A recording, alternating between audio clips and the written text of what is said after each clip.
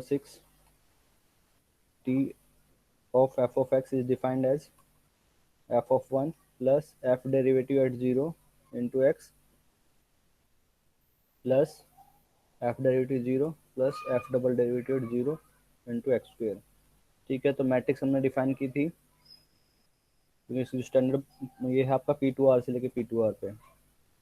तो 1x x square इसकी standard basis होती है। तो टी ऑफ 1 अगर मैं डिफाइन करता हूँ तो एफ ऑफ यहाँ पे एफ ऑफ एक्स 1 है, या आपके पास आता है 1। ठीक है, नेक्स्ट फिर ये डेरिवेटिव 0 हो जाते हैं। ठीक है, तो ये आपके 0 0 into X plus 0 into X square. T of x का निकालते हैं हम, टी ऑफ एफ। तो एफ ऑफ एक्स की वैल्यू कितनी है, एक्स तो एफ ऑफ 1 पे आपकी वैल्यू आती है 1। इसका डेरिवेटिव जो हो जाएगा आपका 1 हो जाएगा, 1 इंटू एक्स प्लस यहाँ पे 1 और 0, तो ये आपका 1 इंटू एक्स स्क्वेयर होता है। टी ऑफ एक्स स्क्वेयर निकालते हैं, आएगा 1। फंक्शन एफ ऑफ एक्स कितना है, एक्स है, तो 1 पे वैल्यू 1 प्लस इसका डेरिवेटिव एट 0 2x, यानी कि 0 इंटू एक्स प्लस यहाँ से कितना हो जाएगा, एफ डेरिवेटिव 0 0 रहता है, और ये आपका वैल्यू होती है double derivative is 2, that will B 2 into X square. therefore the matrix representation t with respect to beta जो स्टैंडर्ड बेसिस है वो आपकी होती है 1 एक्स स्क्वेयर के कोफिशिएंट। तो टी ऑफ ई1 का कोऑर्डिनेट वेक्टर ये आपका f1 f2 f2 f3 है। तो टी ऑफ f1 का coordinate vector with respect to the standard basis beta, similarly f2 का और f3 का। तो आपके पास जो मैट्रिक्स आएगी वो आएगी 1 0 0, यानी कि 1 0 0। नेक्स्ट है आपके पास 1 1 1 1 1 1 एंड नेक्स्ट है 1 0 2। हम जो है इसका आएगा आपके पास, हम निकालते हैं characteristic polynomial of B over T, that is the determinant of B minus T identity. ये इन्होंने निकाला हुआ कितना है, माइनस का टी माइनस 1 का whole square into T minus 2। ठीक है, तो आपके पास आइगन वैल्यूज हैं, आइगन वैल्यू जो डिस्टिंक्ट आइगन वैल्यू है, इसको जीरो पुट करेंगे तो कैरेक्टरिस्टिक पॉलिनोमियल को जीरो पुट करते हैं तो आपके पास आइगन वैल्यू मिलेंगे। तो आइगन वैल्यू है 1, सेकंड आइगन वैल्यू है 2। इसकी अर्थमेटिक मल्टीप्लिसिटी कितनी है, इसकी अर्थमेटिक मल्टीप्लिसिटी है 2। इसकी जियोमेट्रिक मल्टीप्लिसिटी बाद में निकालेंगे। इसकी अर्थमेटिक मल्टीप्लिसिटी है लैम्डा की वैल्यू 2 के लिए वो है 1। ठीक है, फिर पहला है कि कोई भी linear operator from the vector space B then T is called diagonalizable. ये आपका डायगोनलाइजेबल कहलाता है। सबसे पहले कंडीशन है कि कैरेक्टरिस्टिक पॉलिनोमियल जो है आपकी टी की वो स्प्लिट्स करनी चाहिए, यानी कि उसके पास जो है कैरेक्टरिस्टिक पॉलिनोमियल ये आपकी स्प्लिट्स करती है, क्योंकि 3 डिग्री की polynomial I can write in the factor form. तो इसका मतलब है कैरेक्टरिस्टिक पॉलिनोमियल स्प्लिट्स करती है। तो first condition satisfied. Second condition है कि अर्थमेटिक मल्टीप्लिसिटी जो होती है of lambda i is same as geometric multiplicity of lambda i for every i. ये और geometric multiplicity of lambda i जो होता है वो आपका होता है n minus rank of A minus lambda I, n minus rank of A minus lambda identity. Geometric multiplicity जो होती है लेस देन होती है arithmetic multiplicity of any eigen value lambda and this is greater than 1। ये आपकी arithmetic multiplicity 1 है, therefore by default geometric multiplicity भी आपके पास 1 आ गई। Therefore geometric multiplicity of lambda 2 means 2 is also 1, therefore both ये आपकी satisfied। सेकंड कंडीशन जो है ये सेटिस्फाइड होती है for eigen value lambda is 2। तो जियोमेट्रिक मल्टीप्लिसिटी जो है आपके पास लैम्डा 1 के लिए वो आपकी हो जाएगी n minus rank of A minus lambda identity lambda identity. ठीक है, तो n कितना है आपके पास, क्योंकि मैट्रिक्स जो है आपके पास 3x3 की मैट्रिक्स है, ये आपका बी मैट्रिक्स है। ठीक है, तो 3 minus rank of B minus lambda की वैल्यू कितने हैं यहाँ पे 1 है, तो बी माइनस आइडेंटिटी, तो 3 माइनस रैंक ऑफ आइडेंटिटी। अब इसमें से बी मैट्रिक्स में से डायगोनल में से हम 1 सब्ट्रैक्ट करेंगे तो 1 0 0 यहाँ पे हो जाएगा 2, ये है 1 1 0 0 0 एंड 1। तो इसकी रैंक कितनी होती है, रैंक है इसकी 1, 3 minus 1 is 2। Therefore the arithmetic multiplicity आपके पास कितनी है, arithmetic multiplicity of lambda 1 is 2 and this is same as geometric multiplicity of lambda 1 is 1। Therefore both the conditions are satisfied for the diagonalizability, hence the linear operator t is diagonalizable। यहाँ पे हमने check किया कि arithmetic multiplicity geometric multiplicity के equal है दोनों के case में। जियोमेट्रिक मल्टीप्लिसिटी जो होता है वो होता है आपका number of linearly independent eigen vectors, number of linearly independent eigen vectors. अब ना मैं चाहता हूँ कि ये linearly independent eigen vector find out करना है मेरे को। ठीक है, तो फाइंड आउट करने के लिए मेरे को क्या करना पड़ेगा, आइगन स्पेस निकालना पड़ेगा। ठीक है, ये हमने किया था कि lambda 1 lambda 2 up to lambda के अगर डिस्टिंक्ट आइगन वैल्यूज है इनके कॉरस्पॉन्डिंग हम निकालते हैं eigen space E lambda 1 E lambda 2 up to E lambda के। ठीक है, तो यहाँ से अगर मैं इस बेसिस निकालता हूँ बीटा 1 बीटा 2 और बीटा के ये अगर बेसिस होती हैं तो इनका यूनियन जो हो जाता है वो बेसिस होता है, this will be basis for the vector space, for the vector space V. तो अब मेरे को फाइंड आउट करना है, बेसिस फाइंड आउट करनी है for the vector space V such that the matrix representation T with respect to beta is a diagonal matrix.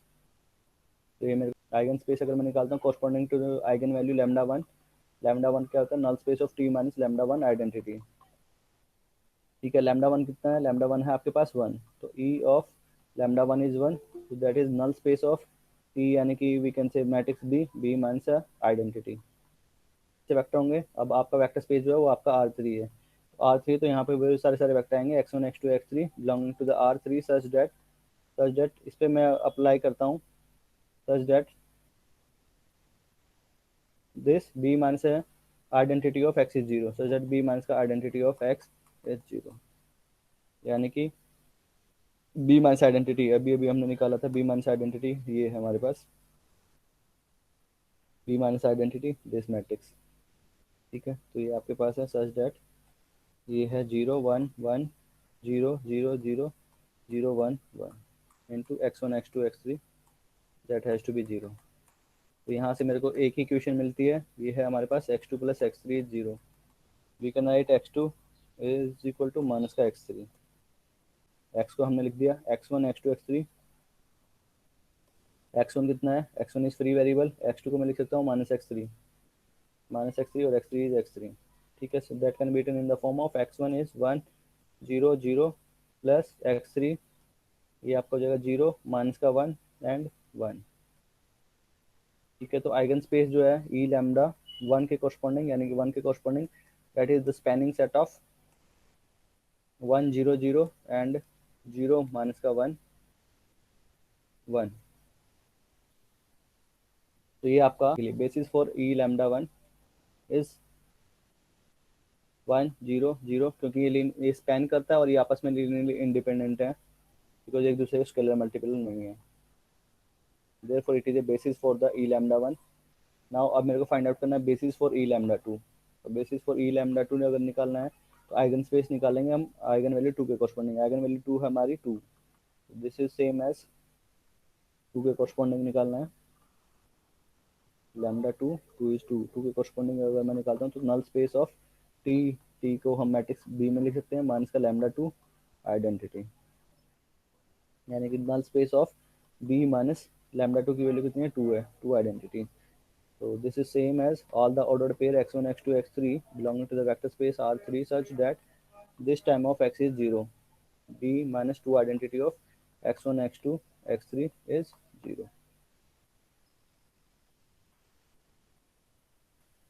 और ये मैट्रिक्स निकालेंगे बी में से डायगोनल में से हम टू सब्ट्रैक्ट करते हैं, तो टू सब्ट्रैक्ट करेंगे तो one minus two is minus का वन, ये आपका वन रहेगा वन जीरो, ये माइनस का वन हो जाएगा जीरो जीरो वन, एंड आपका टू सब्ट्रैक्ट करेंगे हम डायगोनल में से तो आपका हो जाएगा zero.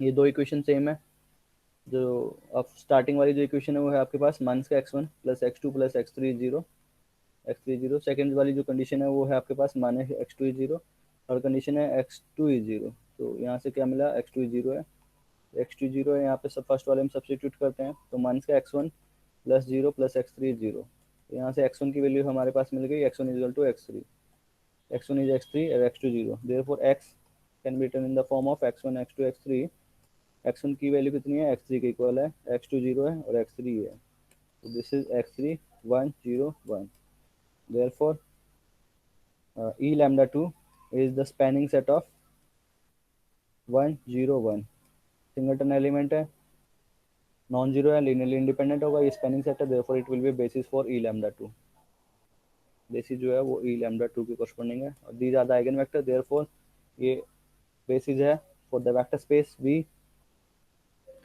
that will be the basis for the E lambda 1 union basis of E lambda 2, that will be the basis consisting of eigenvectors। ठीक है, तो गामा वन थी आपके पास one zero zero and zero minus का one one comma ये one zero one, so this is the basis for the vector space V such that the matrix representation of T with respect to beta is a diagonal matrix।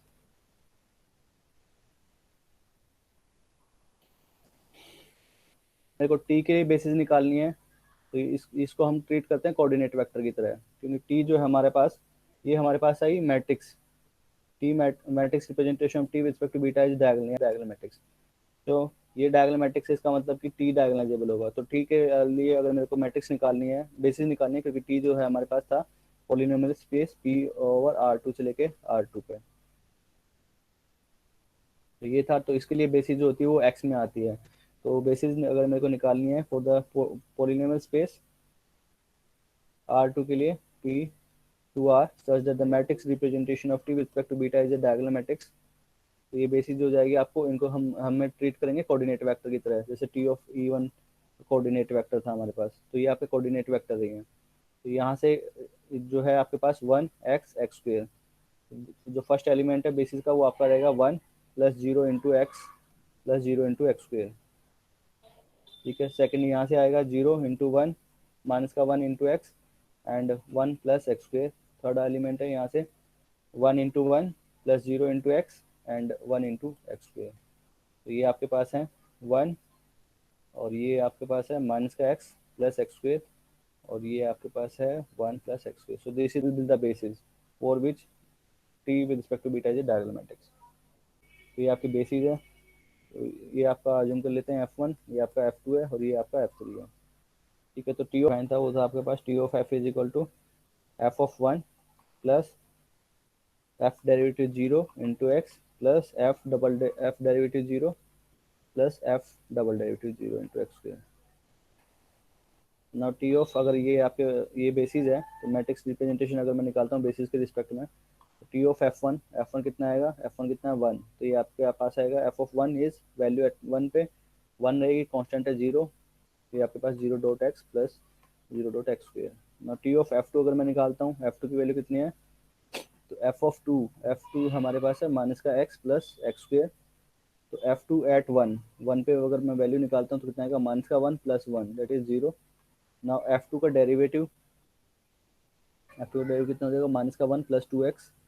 तो F two का double derivative ये zero हो जाएगा और ये इसकी value हो जाएगी टू। देयरफॉर एफ टू का डेरिवेटिव एट निकालना जीरो पे निकालेंगे तो ये माइनस का वन, एफ टू का डबल डेरिवेटिव एट जीरो वो आपका आएगा टू। देयरफॉर यहाँ पे अगर मैं सब्स्टिट्यूट करता हूँ तो T of F two is F two at one is zero plus F derivative zero पे यानी कि F two derivative at zero, ये कितना है माइनस का वन एक्स, तो माइनस का वन इंटू एक्स प्लस, और यहाँ से F derivative at zero is minus का one and F double derivative at zero is two into X square.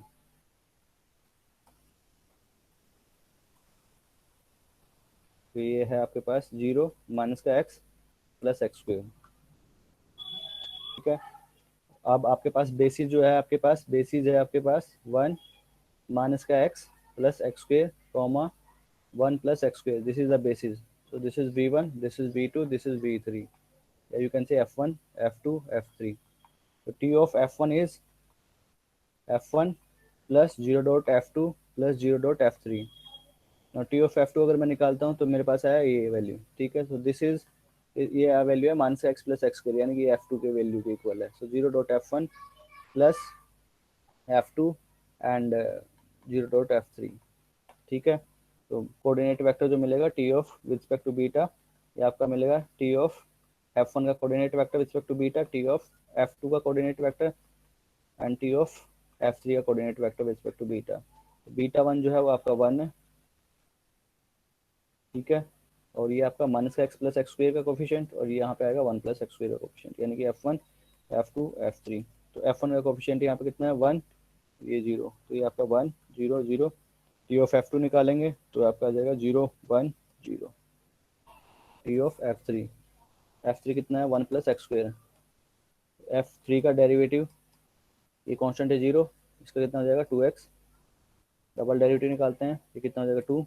तो at T of F three की value कितना होगी, एफ एट वन यानी कि F of three at one, तो one plus one यानी कि टू प्लस एफ का डेरिवेटिव जीरो पे, एफ थ्री का डेरिवेटिव जीरो यानी कि जीरो इंटू एक्स प्लस, और ये आपके पास है एफ थ्री का डबल डेरिवेटिव, एफ थ्री का डबल, ये थर्ड कंपोनेंट है, ये इसका डेरिवेटिव एफ सी का डेरिवेटिव 0 0 प्लस यहाँ से कितना मिलेगा 2, तो टी इंटू एक्स स्क्वेयर, तो इसको हम लिख सकते हैं 2 इंटू 1 प्लस एक्स स्क्वेयर, तो दिस इज एफ थ्री, यानी कि 2 टाइम ऑफ एफ थ्री, तो T of F three is 0 dot F one plus 0 dot F two plus 2 time of F three, therefore ये आपका हो जाएगा 0 0 and 2, this is the matrix representation of T with respect to beta. और कोई matrix है, कोई linear operator है, अगर वो डायगोनलाइजेबल है तो उसका इंपॉर्टेंस क्या है, क्यों फाइंड आउट कर रहे हैं। ठीक है, तो डायगोनलाइजेबिलिटी का जो एप्लीकेशन है वो है आपके पास एग्जांपल नंबर 7, एग्जांपल नंबर 7 है, ए जो है वो है आपका गिवन है 0 माइनस का 2 1 कॉमा 3, तो characteristic polynomial of A that will be the 2 cross 2 matrix है square,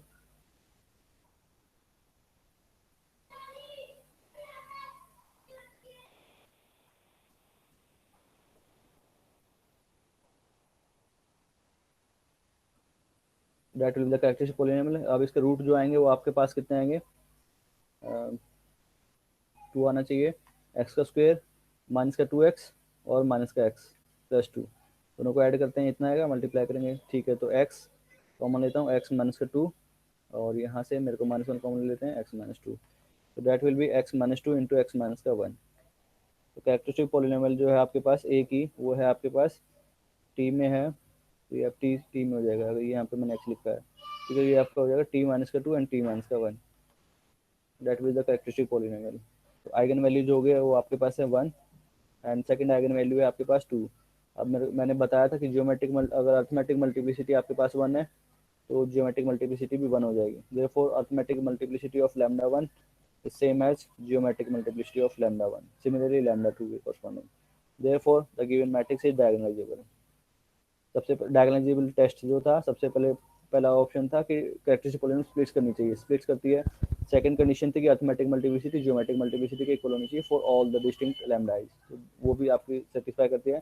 thus the test for diagonalizability, the matrix A is diagonalizable. हमने 5.1 में किया था कि पी इनवर्स ए पी जो होता है आपके पास, या क्यू इनवर्स ए क्यू, ये आपके पास डायगोनल मैट्रिक्स होती है, और यहाँ पे आपके पास जो होते हैं आइगन वैल्यू आते हैं।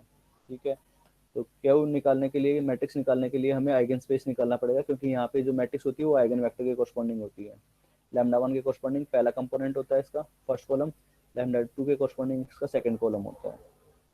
आइगन स्पेस ई लैम्डा 1 के कोरस्पॉन्डिंग, लैम्डा 1 के corresponding that will be the null space of T minus का लैम्डा 1 आइडेंटिटी, तो आपका होता है नल स्पेस ऑफ टी। यहाँ पे मैट्रिक्स हम ले सकते हैं ए माइनस, और ये लैम्डा 1 कितना है 1 है, तो that is the all the order pair, क्योंकि 2 क्रॉस 2 मैट्रिक्स है, तो x1 comma x2 belonging to R2 such that t of, यानी कि this a minus identity of x is 0, तो this is a minus identity, यानी diagonal में से मैं एक सब्ट्रैक्ट करता हूँ, ये आपका बचेगा माइनस का 1 2 माइनस का 2 1 कोमा x2 इज 0, तो बोथ इक्वेशन आर सेम, तो यहाँ से मेरे को मिला x1 प्लस 2x2 इज 0, तो x1 की वैल्यू है हमारे पास माइनस का 2x2, देयरफॉर x जो है आपके पास x1 कोमा x2, और x1 की वैल्यू कितनी है माइनस का 2x2, और x2 is x2, this is spanning set of minus का 2 कोमा 1, देयरफॉर द बेसिस जो है आपके पास, बेसिस जो है for basis for eigen space E lambda 1 के कोरस्पॉन्डिंग वो है आपके पास माइनस का 2 comma 1, that is the basis. Eigen space मैं निकालता हूँ लैम्डा 2 के कोरस्पॉन्डिंग, लैम्डा 2 है हमारा 2, ठीक है, तो that is the null space of A minus 2 identity, तो ये सारे एलिमेंट होंगे x1 comma x2 belonging to R2 such that a minus 2 identity of x is 0, तो ये आपका आ जाएगा, डायगोनल में से हम 2 सब्ट्रैक्ट करेंगे, तो डायगोनल में से 2 को सब्ट्रैक्ट करेंगे तो माइनस टू और 1 और माइनस 2 करेंगे, कितना आएगा 1 आएगा। ठीक है, तो x1 कोमा x2, तो both the equation are same, दोनों इक्वेशन सेम है, तो यहाँ से हमें मिला x1 प्लस x2 इज 0, तो we can write x1 is minus का x2, therefore x जो है हमारे पास वो कितना है x1 कोमा x2, x1 को लिख दिया हमने माइनस का x2, और x2 is free variable, therefore x2 is minus का 1 कोमा 1, therefore द गामा जो है गामा 2 यानी कि बेसिस फॉर ई लैम्डा 2 वो आपके पास है माइनस का 1 comma 1, this will be the basis for E lambda 2। अगर गामा जो होता है गामा 1 यूनियन गामा 2, तो दैट इज गामा वन के ये फर्स्ट के कॉरस्पॉन्डिंग है -2, 1, और ये है -1, 1। ये आइगन वैल्यू कौन सी आइगन वैल्यू के कॉरस्पॉन्डिंग है? ये आइगन वैल्यू 1 के कॉरस्पॉन्डिंग है, ये आइगन वैल्यू 2 के कॉरस्पॉन्डिंग है। ठीक है, डिफाइन करता हूँ। तो लैम्डा 1 के कॉरस्पॉन्डिंग, लैम्डा 1 जो है, लैम्डा की वैल्यू 1 के कॉरस्पॉन्डिंग जो आइगन वेक्टर है वो है हमारे पास एंड लैम्डा 2 के कॉरस्पॉन्डिंग आइगन वैल्यू 2 के कॉरस्पॉन्डिंग जो आइगन वेक्टर है वो है हमारे पास -1, 1। Then you can verify that Q inverse and A Q जो होता है वो आपके पास डायगोनल मैट्रिक्स आएगी, और डायगोनल मैट्रिक्स जो होती है यहाँ पे आइगन वैल्यू 1 आएगी, लैम्डा 1, यहाँ पे आइगन वैल्यू आती है 2, तो ये आपके 1 के कॉरस्पॉन्डिंग है और ये 2 के कॉरस्पॉन्डिंग है। Therefore Q inverse A Q जो है आपके पास ये मैट्रिक्स आएगी 1, 2। ठीक है, that will be the matrix. तो क्यू ये मैट्रिक्स है, अगर क्यू का इनवर्स निकालना है तो इसका डिटरमिनेंट कितना होता है? A D minus B C, यानी कि -2 दिस इंटू दिस, फिर minus minus +1, determinant of Q is -1। ठीक है, तो क्यू इनवर्स कितना होता है? 1 अपॉन में डिटरमिनेंट, यानी कि 1 अपॉन डिटरमिनेंट, इन दोनों को एक्सचेंज करेंगे, 1 -2 और इसका नेगेटिव बाकी का, तो प्लस का 1 माइनस का 1, नेगेटिव बाहर है, तो -1 ये आपको हो जाएगा 1, 2। तो मेरे को फाइंड आउट करना है A to the power N, N कोई भी आपके पास इंटीजर है, पॉजिटिव इंटीजर है। अब मेरे को पता है क्यू इनवर्स ए क्यू जो है, Q inverse A Q this is diagonal matrix equal है डी के इक्वल है।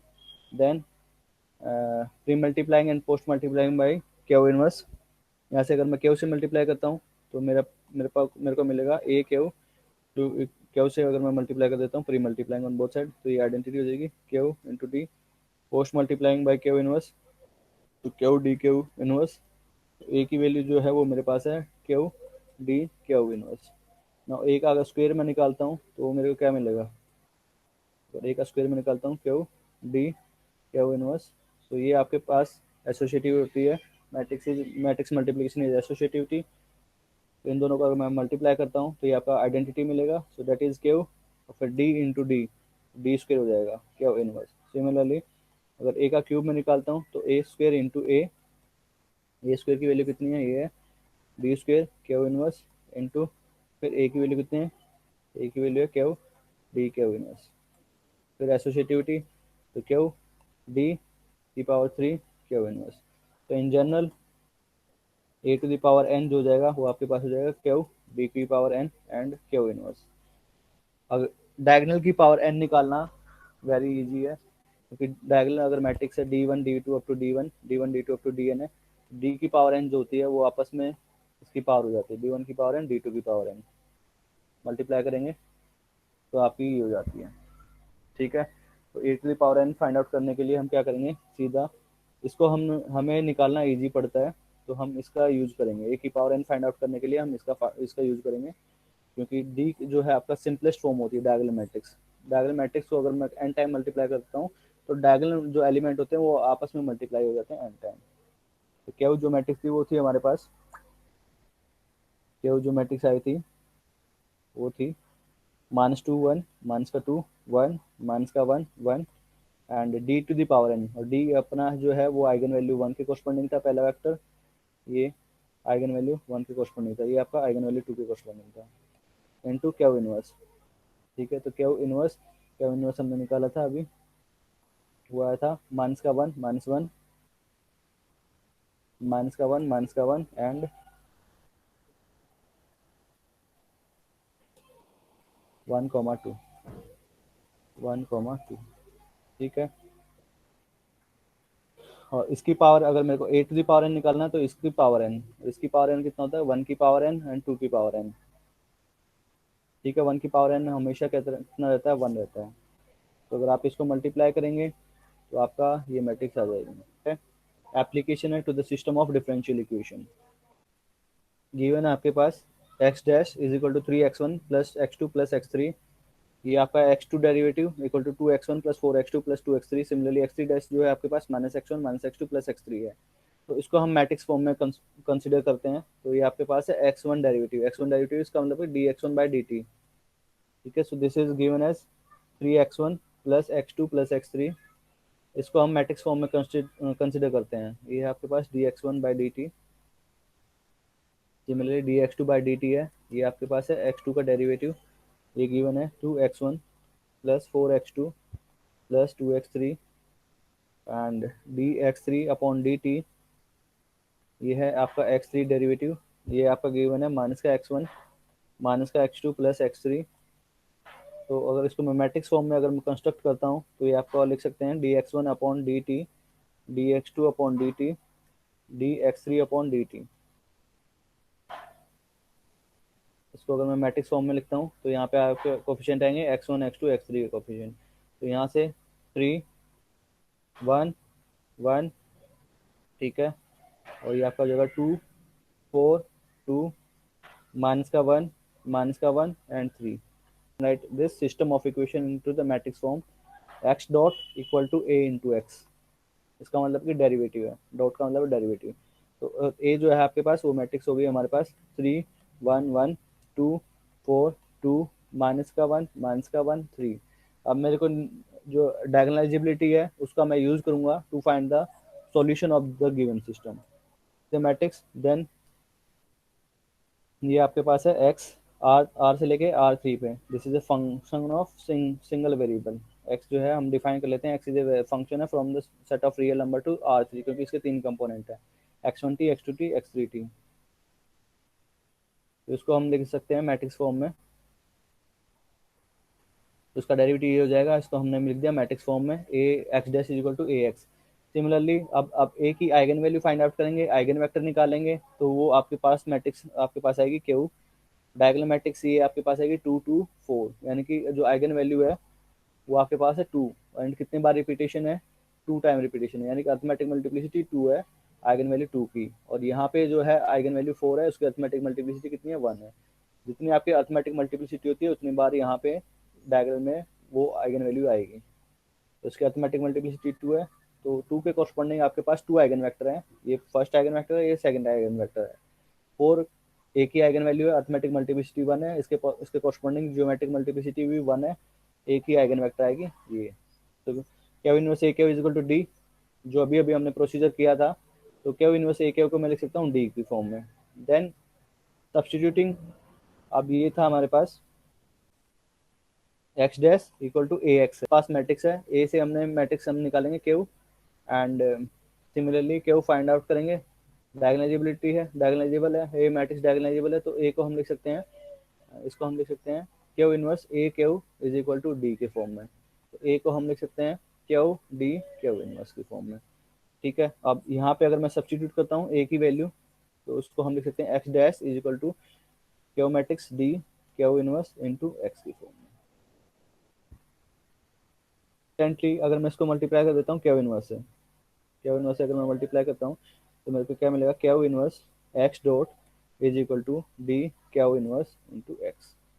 इसको अगर मैं कुछ नाम दे देता हूँ वाई, इसको अगर मैं मान लेता हूँ वाई, लेट वाई जो है आपका पास कितना है, the matrix Q inverse into x, ठीक है। तो ये कितना हो जाएगा, वाई वाई डॉट मीन्स उसका डेरिवेटिव, तो that is Q inverse into x dot.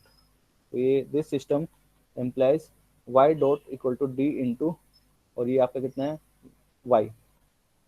इसका सॉल्यूशन निकालेंगे, इसका सॉल्यूशन निकालने के बाद क्योंकि मेरे को फाइंड आउट करना है एक्स, क्योंकि जो ओरिजिनल इक्वेशन थी एक्स की फॉर्म में थी, तो मेरे को एक्स की वैल्यू फाइंड आउट करनी है। We want to find out the value of x.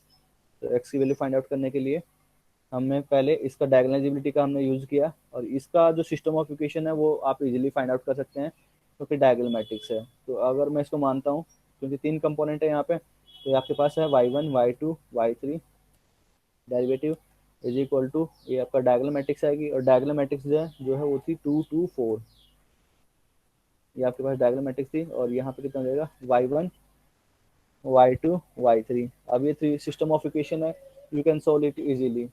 ये फर्स्ट इक्वेशन क्या मिलेगी, फर्स्ट इक्वेशन अगर दोनों को कंपेयर करते हैं तो y1 dash is equal to 2y1, y2 dash is equal to 2y2, y3 dash is equal to 4y3, ठीक है। अब ये आपका वन ऑर्डर का डिफरेंशियल इक्वेशन है, फर्स्ट ऑर्डर की डिफरेंशियल इक्वेशन है, ये आपको सोल्व करना आता ही है। y dash upon y1 is equal to 2 है, तो कितना हो जाता है, नीचे फंक्शन ऊपर उसका डेरिवेटिव, तो log mod function is equal to C 2 time of T के रिस्पेक्ट में, y जो है वो भी आपका फंक्शन है टी का, तो that is T plus constant, constant को हम अज्यूम कर लेते हैं log c1। So this implies y1 जो हो जाएगा वो आपका पास हो जाएगा c1 टाइम ऑफ e की power 2t। Similarly y2 is c2 time of e की पावर 2t। तो y3 की वैल्यू कितनी है, 4 टाइम ऑफ c3 e की power 4t। And c1 c2 c3 these are the arbitrary constant, these are arbitrary constant. Substitute करेंगे, यहाँ पे हमने अज्यूम किया था y is equal to Q inverse into x. ठीक है, तो x जो हो जाएगा यहाँ से, x will be Q into Y. ठीक है, तो x विल बी, जो क्यू मैट्रिक्स थी हमारे पास वो मैट्रिक्स थी माइनस का 1 0, माइनस का 1 0, -1 -2 1 1 1 into Y matrix. x is equal to Q into Y. y की जगह हमने निकाल देंगे, y जो है हमारे पास y1 y2 y3 है। तो y1 है c1 e की power 2t, y2 is c2 e की पावर 2t एंड y3 जो है हमारे पास वो है c3 e की पावर 4t। तो यहाँ पे हम सब्स्टिट्यूट करेंगे c1 e की पावर 2t, c2 e की power 2t and c3 e की पावर 4t। अब इनको अगर मैं मल्टीप्लाई करता हूँ क्यू इंटू वाई, तो ये आपका आ जाएगा ये, तो क्यू इंटू वाई ये आपके मैट्रिक्स है। इसको आप सिंप्लीफाई करेंगे, मल्टीप्लाई करेंगे, इसको मल्टीप्लाई करेंगे फर्स्ट रोज फर्स्ट कॉलम, ये फर्स्ट कंपोनेंट आएगा, सेकंड रोज ये फर्स्ट कॉलम, ये आपका सेकंड एलिमेंट आएगा और यहाँ से आपका थर्ड एलिमेंट आएगा। नाउ आपके पास केवल x1 x2 x3 हैं, लेकिन आपके पास जो आइगन वेक्टर थे वो थे आपके पास 3 आइगन वेक्टर थे corresponding to two distinct eigen values. 2t है 2t है, तो 2 वालों को हम कॉमन निकाल लेते हैं। यहाँ पे e की पावर 2t है, यहाँ पे भी 2 है, इसमें भी कॉमन है। e की power 2t c1 time of this plus c2 time of this plus e की पावर 4t ये आपका c3। तो यानी कि e की पावर 2t वाली टर्म हमने एक साथ कंबाइन कर ली और 4t वाली जो है वो एक साथ कंबाइन कर ली। ठीक है, और ये जो है आपके पास ये आइगन वेक्टर थे, क्योंकि this is the eigen vector corresponding to the eigen value 2 के कोरस्पॉन्डिंग था। ठीक है, ये भी eigen vector corresponding to eigen value 2 के कोरस्पॉन्डिंग। अब आइगन वेक्टर है, आपको पता है आइगन स्पेस जो होता है वो क्या होता है, ये आइगन स्पेस है लैम्डा 1 के कोरस्पॉन्डिंग यानी 2 के कोरस्पॉन्डिंग। तो अगर आइगन स्पेस है यानी सब स्पेस होता है, closed under addition closed under scalar multiplication, यानी कि ये अगर दो एलिमेंट है, दो आइगन वेक्टर है, उनका लीनियर कॉम्बिनेशन भी आपका अगेन एन आइगन वेक्टर होगा। उसको मैं मान लेता हूँ कुछ एलिमेंट आएगा, उसको मैं अज्यूम कर लेता हूँ Z1 Z2। ठीक है, इसको जो आएगा उसको मैंने मान लिया Z1। X T can be written in the form of e की power 2t Z1 plus e की पावर 4t, इसको मैंने मान लिया Z2। X T this is the required solution. Just हमने उसका डायगोनलाइजेबिलिटी का यूज किया कि Q inverse A Q is equal to D है। तो ए की पावर एन अगर मेरे को निकालना है तो सिंपली ये हो जाता है क्यू डी क्यू इनवर्स, और इसकी पावर एन, इसकी power we can easily find out, क्योंकि डायगोनल की पावर लेनी है मेरे को खाली। तो ए की पावर एन फाइंड आउट करना है, तो we can find out, just इनको हम मल्टीप्लाई कर देंगे। और डी की पावर एन डायगोनल मैट्रिक्स है, तो डायगोनल मैट्रिक्स की पावर अगर एन निकालनी है तो सिंपली जो कोफिशिएंट है उनकी पावर एन हो जाती है।